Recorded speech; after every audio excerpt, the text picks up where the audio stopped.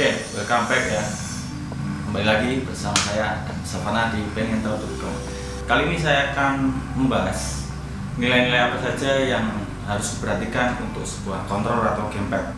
Apalagi kalau kita itu kalian suka beli gamepad third party untuk konsol yang kalian miliki atau smartphone atau PC. Jadi poin-poin yang harus diketahui supaya gamepad tersebut yang akan kita beli itu berfungsi secara maksimal pada perangkat game yang akan kita gunakan. Kemarin saya juga sudah bikin video tentang penjelasan semua gamepad, menjawab pertanyaan-pertanyaan terkait konektivitas, kemudian kompatibilitas, tapi menurut saya itu belum sempurna ya. Jadi di sini saya akan merevisi video tersebut. Nah, nilai-nilai yang harus diperhatikan itu akan saya bagi menjadi beberapa video, jadi nantinya akan panjang kalau dijelaskan dalam video. Saat ini ada 4 hal yang harus diperhatikan. Yang pertama itu adalah kompatibilitas, mencakup konektivitas dan macam-macam API. Kemudian yang kedua itu joystick analog. Poin krusial yang kedua setelah kompatibilitas yang mencakup circularity, dead zone, kemudian Hall effect, potentiometer joystick, elektromagnetic joystick. Nah, kemudian yang ketiga itu masuk ke fitur-fitur yang mencangkup trigger, ada trigger, kemudian rumble, haptic feedback, getaran, kemudian turbo function, speaker dan audio yang bisa di feedback dari sebuah gamepad. Keempat, mungkin untuk saat ini saya mikirin peralatan, baterai, kemudian memory dan flash button. Keempat poin ini nantinya akan saya gunakan untuk menjadi standar lah. Saya gunakan standar untuk mereview gamepad yang nantinya akan saya review. Oke, di video pertama saya akan bahas tentang kompatibilitas. Langsung saja kita masuk dalam video pembahasannya.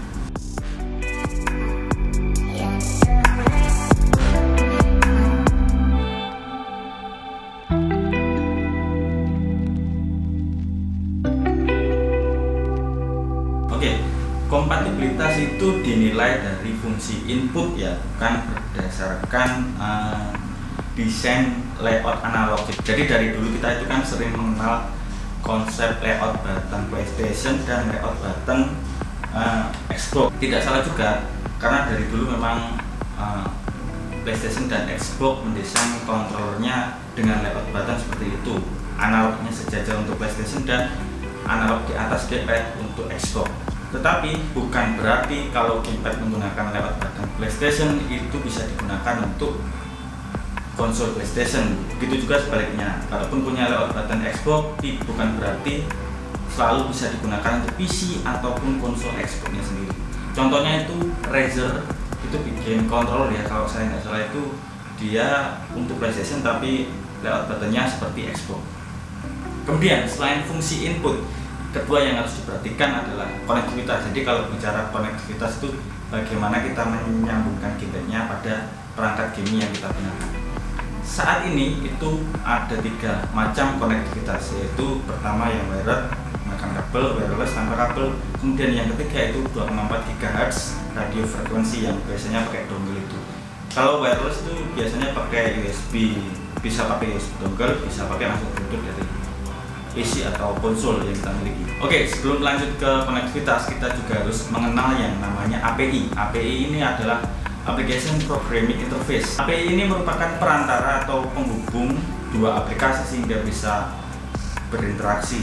Kalau di dalam game secara sederhana, API bertugas untuk membacakan input dari controller yang akan direspon oleh game. Dan API itu ada bermacam-macam. Nah, ini poin yang sangat penting. API itu ada bermacam-macam, yaitu yang sudah sering kita kenal yaitu D input dan X input. Nah, kalau dari saya ada 5: D input, X input, SID compliant, direct play, dan juga enkripsi konsol. Nah, kalau ketiga API dari direct input, X input, dan SID compliant ini memang pakem ya namanya, karena itu buatan Microsoft. Memang kalau kita cari literasi, cari referensi memang ada dijelaskan. Tapi kalau direct play itu dan enkripsi konsol itu berdasarkan pengalaman saya menggunakan gamepad aja. Jadi penamanya supaya lebih mudah. Saya akan menjelaskan terlebih dahulu 5 API ini. Yang pertama seperti yang saya sebutkan tadi adalah di input. Nah, D-Input ini adalah API teknologi lama dari Microsoft yang didesain untuk kontrol secara umum, bukan joystick khusus kayak Xbox controller ini ya. Kontrol game secara umum seperti arcade stick yang buat game fighting, kemudian driving wheel. Nah, D-Input ini kalau menggunakan gamepad atau kontrol tipe joystick pastinya kebanyakan itu harus di mapping karena tombolnya itu enggak selalu sama, jadi bisa ketuker lah intinya. Jadi misalkan R2 itu kalau main God of War, R2 itu kan R2 satu mukul, bisa jadi kalau pakai D-Input, kalau kita main game PC bisa jadi kalau pakai D-Input itu bisa ketuker, bisa lari, bisa sprint, atau bisa jongkok, bisa merunduk. Nah, yang paling enak itu adalah game yang mempunyai setting button atau setting seperti itu, seperti Pro Evolution Soccer, main bola itu kan ada konfigurasinya. Nah, itu lebih enak mainnya karena dia pastinya bisa remapping ulang dengan mudah tanpa masuk game. Kemudian X-Input. X-Input ini adalah API terbaru dari Microsoft ya, yang didesain khusus untuk konfigurasi controller seperti tipe joystick. Nah, dia fungsinya pasti kalau pakai X-Input itu pasti sama. Kalau main di PC itu ya R1 akan jadi R1, R2 akan jadi R2, flash button, kemudian trigger yang lain, analog, D-pad, atas kanan bawah itu pasti berfungsi dengan apa? Tidak akan ketukar seperti D-Input. Kemudian dia itu bisa secara wireless bisa memberikan feedback getaran dan juga audio atau apa namanya, kalau kita pakai headset itu bisa memberikan feedback audio dan juga getaran. Kemudian ada lagi itu Giro 6 aksis itu bisa kalau pakai wireless X-Input. Nanti akan saya jelaskan di bagian akhir untuk koneksi ini. Kemudian ada SID Compliant. SID Compliant adalah API yang didesain secara umum untuk hardware secara umum, jadi bukan gamepad saja, bisa mouse, bisa keyboard, termasuk salah satunya adalah joystick. Beda tipis seperti D-Input, cuma D-Input ini lebih ke khusus untuk game, sedangkan SID Compliant itu API secara umum. Nah, kemudian ada Direct Play. Direct Play ini seperti yang saya katakan tadi, itu adalah istilah saya sendiri. Jadi Direct Play ini adalah API yang dikhususkan untuk smartphone. Nah, kata-kata istilah Direct Play ini saya ngambilnya itu dari IPK ya, karena IPK itu kalau di manual pasti ada satu koneksi, satu API, itu namanya Direct Play. Jadi dia itu fungsinya untuk mapping dengan aplikasi namanya V3, kalian juga pasti kenal V3 Shooting Plus. Nah, untuk konfigurasi mappingnya itu bukan di dalam game, tetapi di saat gameplaynya saja. Jadi lebih cocok itu sebenarnya mapping screen ya, bukan mapping game. Kalau mapping game itu ya mapping game buttonnya bisa pada menu, bisa setting, bisa konfigurasi. Kalau menggunakan Direct Play, menggunakan aplikasi V3 Shooting Plus itu hanya terbatas pada saat kita main aja. Kalau keluar sudah kembali ke menu, ke lobby misalkan, kalau main game FPS itu sudah nggak akan berfungsi karena kita itu menyamakan mappingannya, itu menyamakan pada screen. Kemudian API yang terakhir itu adalah enkripsi konsol. API ini adalah API khusus untuk konsol, jadi setiap konsol punya enkripsinya masing-masing sehingga bisa terkoneksi pada gamepad yang original ya, tentunya, tanpa peduli kontrol tersebut menggunakan D-Input, X-Input atau API lain. Oke, sekarang tahan dulu, kita kembali ke konektivitas.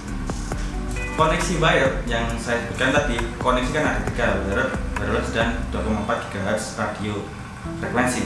Koneksi wire itu bisa menggunakan API dan bisa memberikan feedback input, getaran, giro 6 aksis, suara, boleh, yaitu 3 itu. Sedangkan kalau menggunakan koneksi wireless itu juga bisa semua API, tapi hanya X-Input saja sampai saat ini yang saya tahu, X-Input saja yang bisa memberikan feedback getaran, giro 6 aksis dan audio suara. Kemudian untuk 2,4 GHz radio frekuensi yang menggunakan bundle USB saat ini ya, mungkin nggak tahu nanti kan perkembangannya teknologi gimana. Saat ini itu hanya bisa menggunakan 2 API, yaitu SID compliant dan D-input. Masing-masing D-input dan SID compliant hampir sama. Nah, sampai sini mungkin sudah paham yang namanya konektivitas, gamepad, dan juga API yang dimiliki oleh setiap gamepad. Sekarang akan saya singgung beberapa contoh penggunaan untuk konsol. Kita tahu bahwa DualShock 4 itu menggunakan API D-input. Tetapi kenapa jika kita punya gamepad yang mempunyai API D-input itu tidak bisa digunakan untuk konsol PS4 ya? Seperti ini contohnya, ini 8 bit Pro 2, dia punya D-input, X-input, Nintendo Switch mode, kemudian Android mode. Nah, kenapa kalau pakai D-input tidak bisa digunakan untuk konsol? Jawabannya kembali lagi karena setiap konsol memiliki enkripsi API khusus untuk kontrolnya masing-masing, jadi tidak bisa digunakan. Juga untuk Xbox ya, kalau kalian punya controller yang punya X input yang gamepad biasa itu tidak akan bisa digunakan untuk konsol Xbox. Maka dari itu setiap brand yang ingin membuat kontrol untuk sebuah konsol pasti menggunakan yang namanya itu base controller yang sama dengan milik konsolnya. Seperti kalau IP3 itu ada P4 series untuk PlayStation 4 tentunya, kemudian SW series untuk Nintendo Switch, kemudian kalau 8 bit itu 8 bit Xbox itu untuk Xbox, yaitu namanya base controller. Mungkin kalian tahu kemarin itu yang lagi ramai, saya itu mau beli gamepadnya tapi keterlaluan mahal ya. Harusnya kalau nggak salah tokonya itu 300 ribuan, tapi karena memang lagi laris itu dijual 800 sampai 700 kalau nggak salah. Mungkin gamepadnya itu Gladius Rexus GX 300. Nah, controller itu menggunakan base controller DualShock 4. Itulah mengapa bisa dipakai di PS5 tapi hanya terbatas untuk game-game PS4 saja, karena memang base-nya sama seperti DualShock 4 ini. Sama seperti DualShock 4. DualShock 4 pun itu bisa di PS5 kan hanya bisa main game-game PS4 saja. Jadi brand-brand itu sampai saat ini belum ada yang mendevelop atau bikin controller khusus dengan base controlnya DualSense. Kalau ada mungkin saya yakin bisa digunakan di PS5 tapi hanya terbatas pada game-game PS4 saja, karena memang pada dasarnya menggunakan base controller DualShock 4 milik PS4. Oke, sekarang kita beralih ke penggunaan untuk Windows ya, atau PC, main di PC lah. Windows itu kan operating system yang besar, jadi dia itu walaupun X input semua API dia itu tetap bisa membaca, dalam arti dia tetap bisa membaca dan terkoneksi, tapi tidak bisa membacakannya untuk gamenya. Jadi kecuali X input ya, X input itu bisa dibaca oleh semua game di Windows.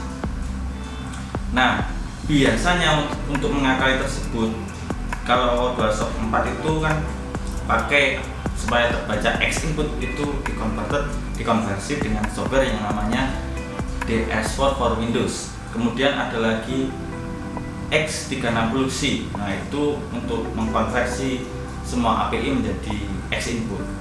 Nah, mungkin ada pertanyaan.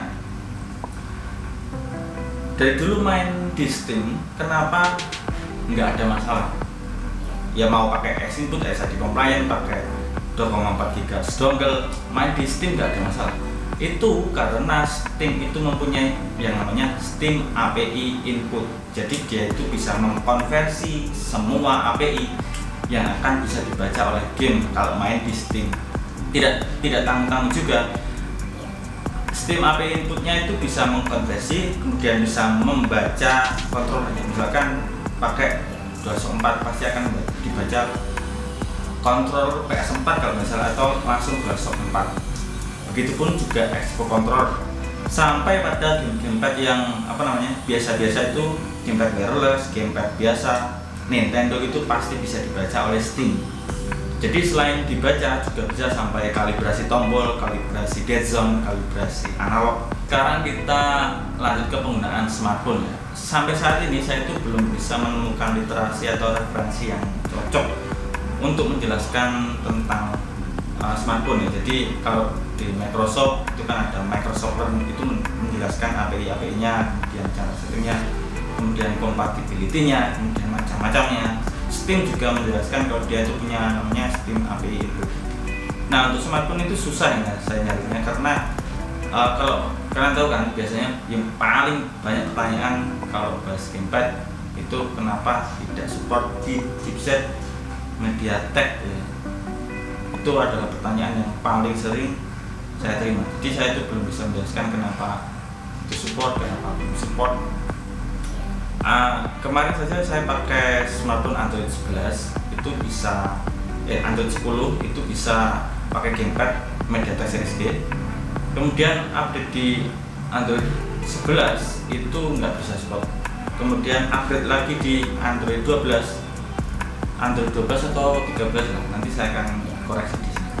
Tetapi yang pasti kalau developer game memberikan input SID pada gamenya pasti bisa menggunakan gamepad, entah itu G input, X input atau SID combine. Yang paling minimalnya harus digunakan untuk smartphone kalau pengen main game yang main secara langsung, nggak pakai setting, nggak pakai mapping, langsung main seperti Asphalt 9, GTA San Andreas, Gangstar, COD kalau di COD, dan Genshin Impact kalau di smartphone iOS. Itu menggunakan SID minimal, gamepadnya punya API SID compliant. D input juga langsung bisa, X input juga langsung bisa. Jadi intinya kalau mau beli, ini masalah kompatibilitas ya, kompatibilitas gamepad. Kalau mau beli gamepad third party supaya cocok dengan device yang kita gunakan, mau pakai PS4, PS5, Xbox, Nintendo, main di PC, main di smartphone, pastikan dulu kalian itu mengenal disk controlnya itu dikhususkan untuk apa. Kemudian API-nya juga dia pakai API apa, D input kah, X input kah, SID compliant kah. Baik, cukup sekian video kali ini ya tentang kompatibilitas. Ini adalah video yang pertama tentang kompatibilitas sebuah gamepad yang tadi mencakup konektivitas dan juga macam-macam API. Kalian bisa, tentu saja boleh drop pendapat kalian, atau kalian punya pendapat yang lebih mendetail dari saya, boleh komentar di bawah, tinggalkan pendapat kalian di kolom komentar. Saya Adam Savana, sampai ketemu di video selanjutnya.